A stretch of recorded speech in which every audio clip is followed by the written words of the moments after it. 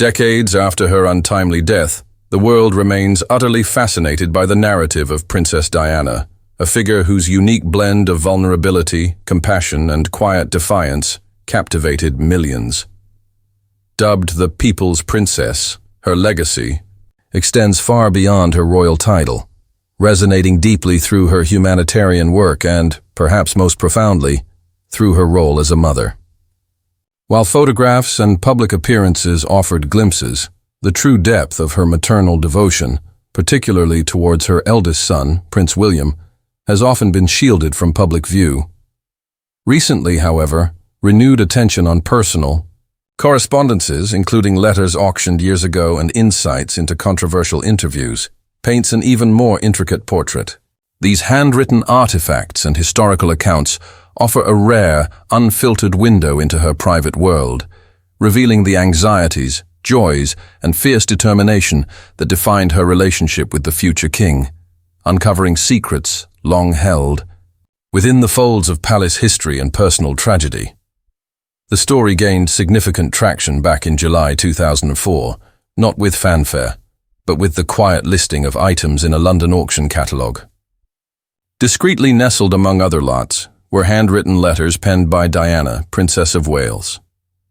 These were not official communiques, but intimate notes addressed to Violet Collison, a long-serving and trusted housekeeper for the Spencer family, someone who had known Diana from her youth and witnessed her extraordinary transformation. The auction, organized by SS Auctions, presented correspondence that spanned crucial years of Diana's life.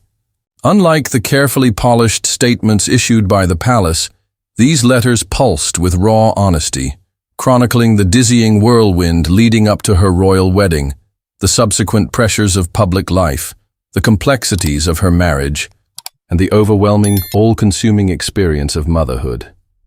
They captured the highs and lows, the moments of lightheartedness, juxtaposed with periods of profound struggle. One particularly illuminating letter, dated July 8, 1981, offered a snapshot of the bride-to-be just weeks before marrying Prince Charles.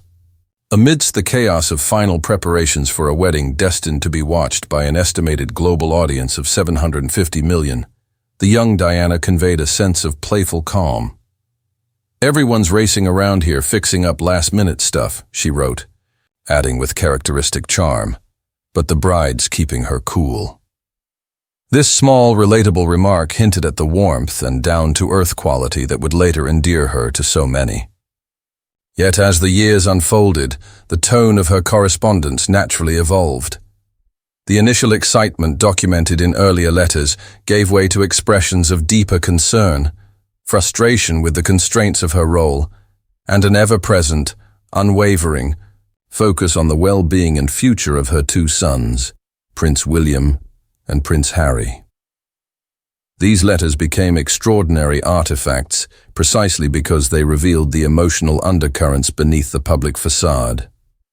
They showcased a mother perpetually preoccupied with her children's happiness, striving to instill values of kindness and compassion within the often rigid confines of royal upbringing.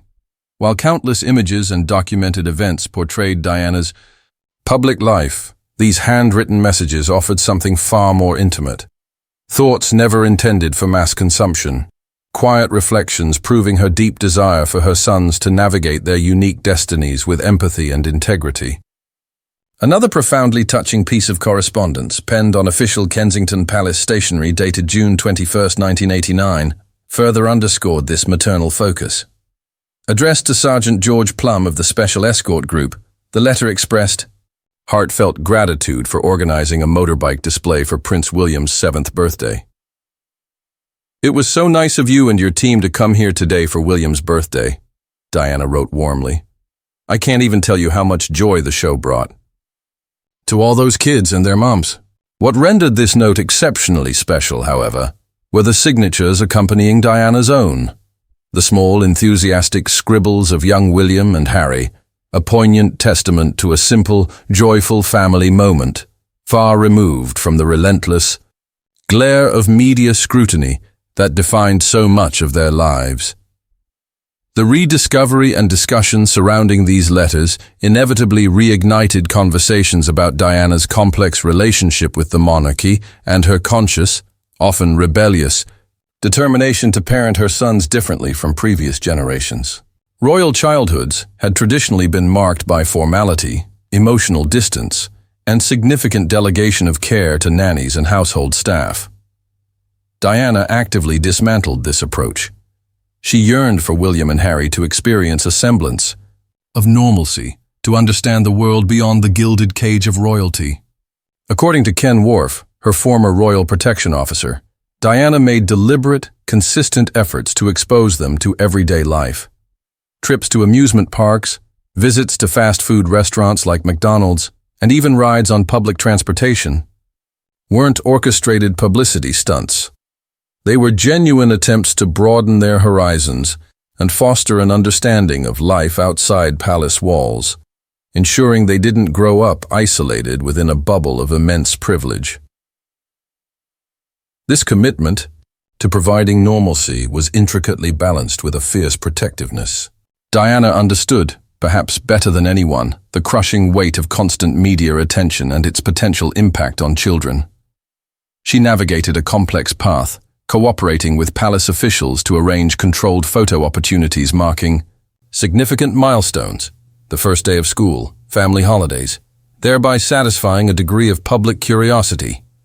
In return, she fiercely advocated for periods of privacy, striving to shield William and Harry from the invasive scrutiny she herself endured daily. Andrew Morton's biography, Diana, Her True Story, detailed the depth of her struggle against media intrusion, revealing a mother acutely aware of the psychological toll it could take. Her letters concerning William, therefore, were more than mere updates. They were deeply personal records of her devotion, chronicling her efforts to prepare him for his future destiny while simultaneously guarding his childhood innocence. By 2004, when these letters resurfaced, William was a young man pursuing his university education, visibly embodying many of the values his mother had worked so hard to instill. The timing was significant. Barely 7 years had passed since Diana's tragic death in Paris, and the monarchy was still navigating the cultural shifts she had inadvertently catalyzed. William's increasing public presence led many to view him as his mother's emotional successor. The letters, filled with maternal pride and hopes for his character, offered the public a deeper understanding of the influences that shaped him, serving as a poignant reminder of the future Diana never witnessed, seeing her sons mature, build families, and champion causes close to her own heart. These handwritten notes allowed her voice, warm and sincere, to resonate once more, demonstrating that her legacy as a mother was built not just on grand gestures, but on countless quiet acts of love and defiance against stifling tradition. Before they were princes, they were simply her boys. Diana's journey into motherhood began on June 21, 1982, with the birth of Prince William. At just 20 years old, this transition was not merely a new role, but a profound calling she embraced wholeheartedly. Departing significantly from the established royal protocols, she championed a hands-on approach. Her decision to breastfeed William was almost revolutionary within the family at the time, challenging generations of practice. She also asserted her preference in naming him, resisting palace pressures to adhere strictly to tradition. Crucially, she minimized the role of royal nannies in day-to-day care, positioning herself as the primary caregiver. This commitment was powerfully demonstrated mere weeks after William's birth. When official duties required Prince Charles to travel to Australia, traditional protocol dictated the infant prince remain in the UK. Diana, however, refused to be separated from her newborn, bringing William along on the tour. This act sent an unambiguous message. Her maternal responsibilities superseded even significant royal obligations. As William grew, Diana continued to push boundaries. Rather than employing private tutors within the palace, she enrolled him at Mrs. Minor's nursery school near Kensington Palace, followed by Wetherby School. Eyebrows were raised as the Princess of Wales herself was frequently seen doing the school run, a level of direct parental involvement previously unheard of in senior royal circles. This wasn't merely symbolic, it represented a fundamental shift in royal parenting philosophy. Her quest for normalcy extended beyond education. Diana curated experiences designed to counter the isolating effects of royal privilege. Outings to McDonald's weren't about culinary preference, but about sharing a common childhood experience. Rides on the London Underground, trips to theme parks, and interactions with people who didn't use formal titles were all part of a deliberate strategy. Ken Worf recounted how meticulously she planned these excursions, often opting for off-peak times and minimal security, sometimes even employing subtle disguises to blend in. These were carefully constructed lessons in empathy, designed to ensure her sons understood and connected with the lives of ordinary citizens. This desire to instill compassion was further manifested when she introduced William and Harry to her charitable work. A particularly formative experience involved taking a young William to visit Centrepoint, an organization supporting homeless youth in London. There, he encountered young people facing hardships unimaginable within his own life: lack of family, education, and basic security. For Diana, this wasn't just about charity. It was about impressing upon her son the profound responsibility accompanying his privileged status. Through these actions, her defiance of outdated norms, her unwavering physical presence, and her commitment to teaching empathy, Diana fundamentally redefined royal parenting. By the early 1990s, the fairy tale narrative of Diana's marriage to Prince Charles had irrevocably fractured. As the relationship publicly unraveled under intense media scrutiny, Diana anchored herself in her role as a mother. The political and personal turmoil swirling around her only seemed to intensify her focus on William and Harry. She became their shield, consciously making choices to provide stability amidst the chaos. Her selection of schools like Ludgrove was deliberate, prioritizing environments known for nurturing emotional well-being alongside academic excellence. Even after the official separation announcement in 1992, Diana remained intricately involved, coordinating closely with school staff, attending sporting events, and sending personal notes of thanks, small gestures underscoring her commitment. Many of these notes, later appearing at auctions, serve as tangible evidence of her dedication. The separation brought the immense challenge of co-parenting under an unforgiving public gaze. The situation escalated dramatically following Prince Charles's June 1994 televised admission of infidelity. Diana's response came 17 months later, on November 20, 1995, with her own bombshell interview on BBC's Panorama, conducted by Martin Bashir. It later emerged, confirmed by independent inquiries, that Bashir employed deceitful tactics, including the use of forged documents to secure the interview, preying on Diana's existing fears and paranoia about being undermined by the establishment. Watched by over 22 million viewers in the UK, Diana spoke with startling candor about her loneliness, struggles with mental health, the pressures of royal life, and the breakdown of her marriage. Crucially, she reiterated her deep desire for her sons to be raised with emotional intelligence, stressing the importance of understanding ordinary people's lives. It was a powerful, albeit controversially obtained moment where she prioritized perceived emotional truth over traditional royal discretion. The repercussions from the Panorama interview were swift. Queen Elizabeth II, reportedly after consulting senior advisors, wrote to both Charles and Diana, strongly advising them to proceed with a divorce. This outcome, according to insiders like former butler Paul Burrell, devastated Diana, who had perhaps hoped for a different resolution, one that didn't involve a complete severance from the royal structure. Nevertheless, negotiations proceeded, and the divorce was finalized on August 28, 1996.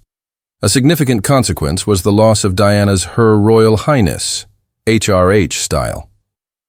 While she remained Princess of Wales, this change meant she would technically be required to curtsy to former family members, including, eventually, her own sons.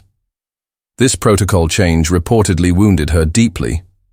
It was during this period that the oft-repeated, though unconfirmed by the palace anecdote about a 14-year-old Prince William comforting his distressed mother, allegedly occurred.